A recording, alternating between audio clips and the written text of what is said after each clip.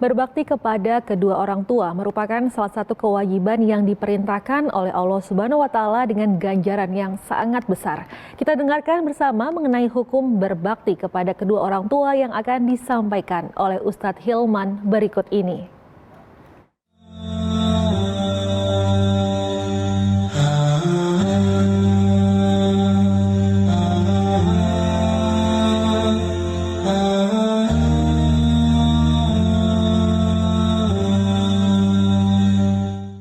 Assalamualaikum warahmatullahi wabarakatuh.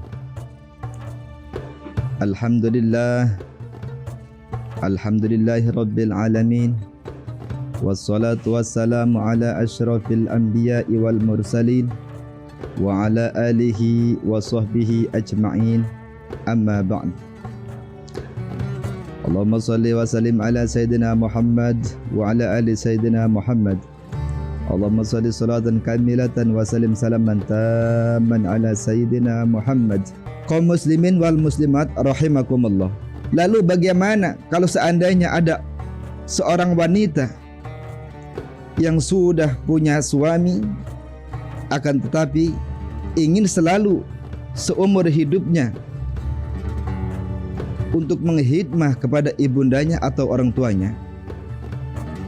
Ini pertanyaan besar dan banyak sekali yang menanyakan hal ini. Banyak sekali pertengkaran di dalam rumah tangga akibat gara-gara seorang istri tidak melayani suami, bahkan menghidmah kepada orang tuanya.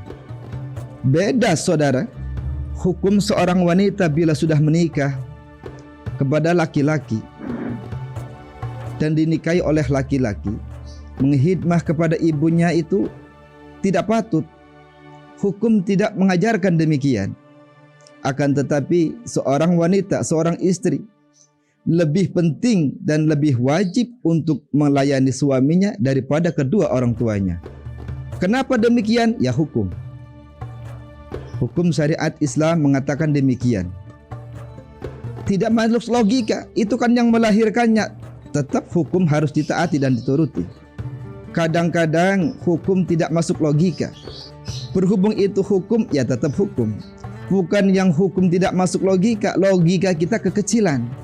Jadi kita tidak paham, pemikiran kita tidak sampai ke hukum tersebut. Jangan diputarbalikkan, karena hukum Allah lah yang lebih benar.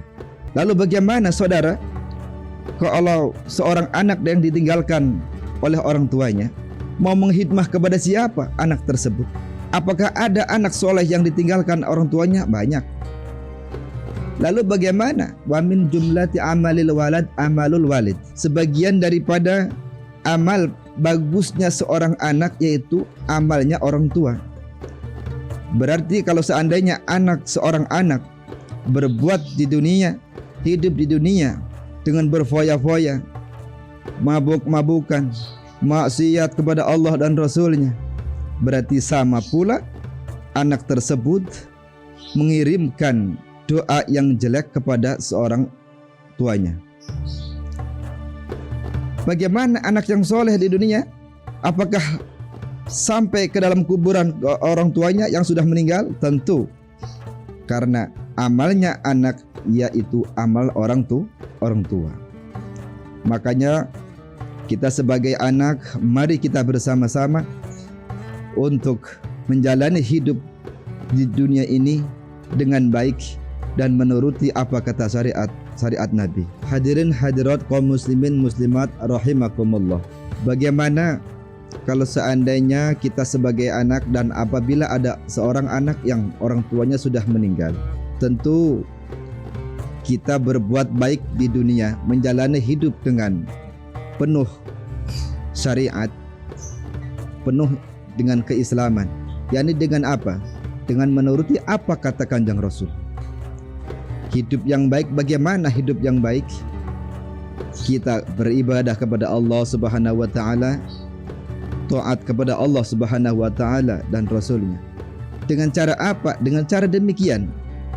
Jadi amal kita itu akan langsung seperti Bluetooth yang nyambung kepada orang tua kita yang sudah meninggal. Wa min jumlati amalul walid. Sebagian daripada perbuatan seorang anak yaitu perbuatan orang tua. Kita hidup di dunia, bila mana perbuatan kita bagus, baik, bersyariat, akan diganjar oleh Allah Subhanahu wa taala. Tapi ketika sudah meninggal ganjaran tersebut. Akan tetapi orang tua kita yang sudah meninggal bagaimana? Dengan ganjaran seorang anak langsung nyamber, langsung dikasih kepada orang tuanya.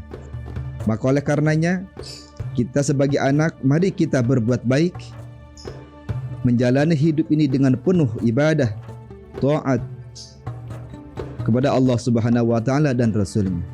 Bagaimana kalau seandainya seorang wanita yang sudah bersuami dan ingin menghidmah kepada kedua orang tuanya, misalkan contoh sederhananya, seorang istri ingin memberikan sesuatu kepada ibundanya, justru seorang istri jangan segan-segan untuk meminta izin kepada sang suaminya. Karena hal apapun, perbuatan apapun, apalagi sampai keluar dari rumah, itu harus izin kepada suaminya. Maka oleh karenanya, mari kita belajar untuk adil di dalam rumah tangga. Insya Allah, kalau kita menjalani hidup ini dengan adil kepada istri kita, anak-anak kita, keluarga kita, insya Allah keluarga pun jadi keluarga yang sakinah, mawaddah, warahmah, wa tuma'ninah. Hadirin hadirat, as'adakumullah. Mungkin pertemuan kali ini sampai di sini saja. Mohon maaf atas segala kekurangan.